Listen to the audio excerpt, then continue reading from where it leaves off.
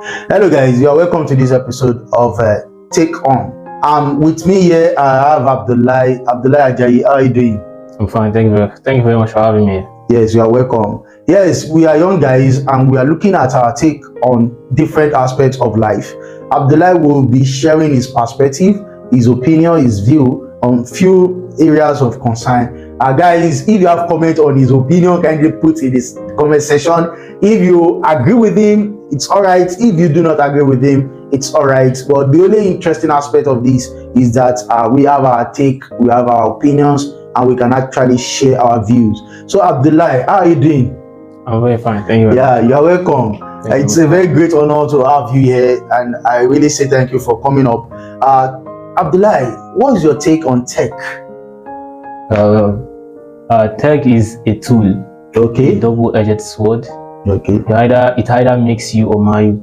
Wow. So the thing is, there are a lot of people that have made their life better with tech in the world today, and there are also people who have done otherwise with tech.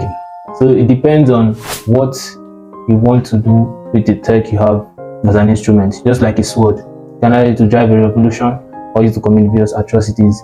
So the point is, once you have tech as a tool, for example, now we have laptops, you have different gadgets we are using. So are you using it to build yourself, or are you using it to kill yourself, to kill your morals, your spirituality and stuff like that? So as tech, is a tool. Okay. It should give us, that mindset that it has been, bestowed upon us to utilize it for good, to serve humanity better. Just for example, a student who is in school and just thought, okay, he's going to go on his laptop every single day and learn how to program, learn how to do this, just because he has a vision or he want to solve a problem for the world, you want to do something very creative, very great. That is a good perspective on using the tool as far as tech is concerned. And looking at the world today, there are a lot of AIs coming up, different applications, artificial intelligence, everything is just coming up. So these things are kind of getting to a point where humans will, there are just kind of a lot of fears and anxiety up and down, like, oh, is this tech gonna take our job, blah blah blah, and that like that.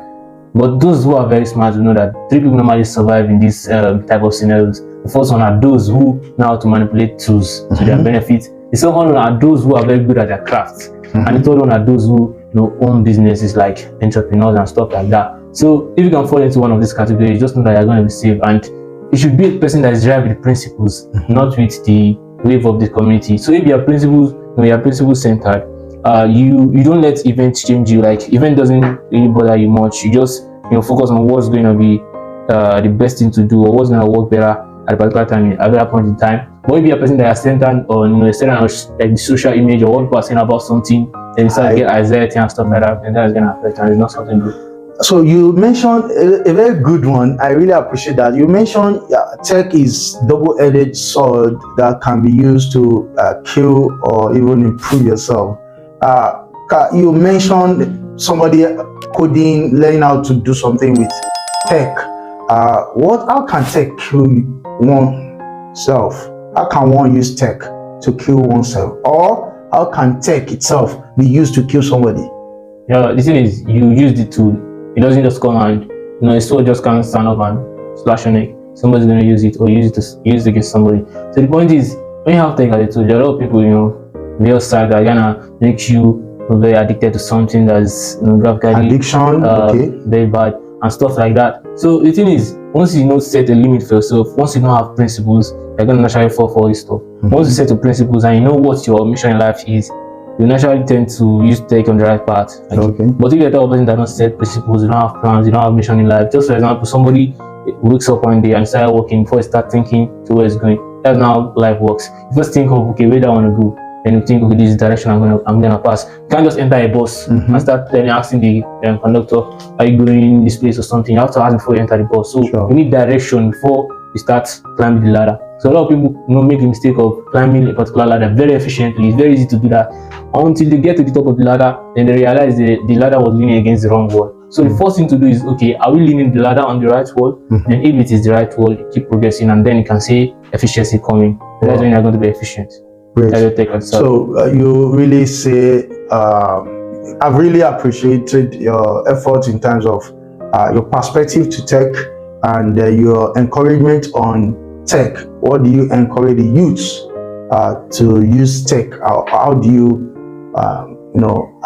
advocate for the usage of tech? For how to manipulate tech, I mean, the sky is the limit in the current days.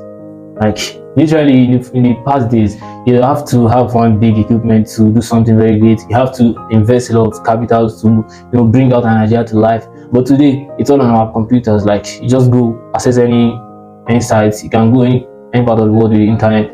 Like you just go. The sky is the limit. You can learn anything. The information is just in abundance. Like you can just set a mission for yourself, set a goal, have a plan, and start working on it. And you're fine to go. You have software today that you can build and share with anybody in the world today, and these are things that were not possible 3 decades ago.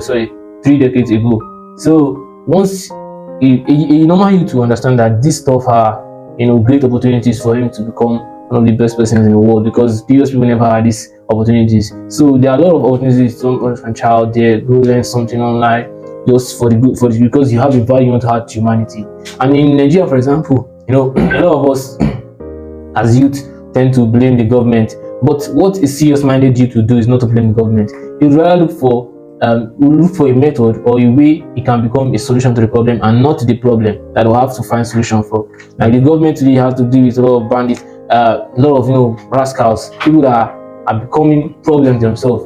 So if you can if you can limit the number of people who are problems in the country and improve the number of people who are solutions to problems, if the government can also invest in this type of thing, it's going to go a long way to take the country mass. Like it's going to take the country to it's going to take the country to greater heights. So let's focus on getting more people become solutions to problem by investing in their learning and stuff like that, rather than becoming problems that we have to find solutions. Okay guys, I really say thank you. We've learned a lot.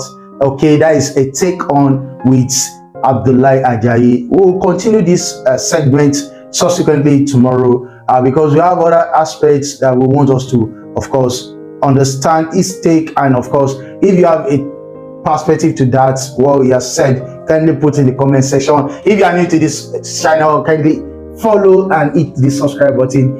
My name is Fetuga Mojidala, the anchor of this section, and with me here is Abdullah Ajayi. A parting word, Abdullah. Do you have anything to recommend? Well, Elon Musk will say, when something is important enough, you do it even if the odds are not in your favor. So no matter what the obstacle is, when you have a goal in mind, just give it everything it takes, and don't look back. Great. Just give it everything it takes, and Great. What's important to do. Yeah. So till next week when we'll be meeting. Thank you guys. Stay blessed. Bye for now.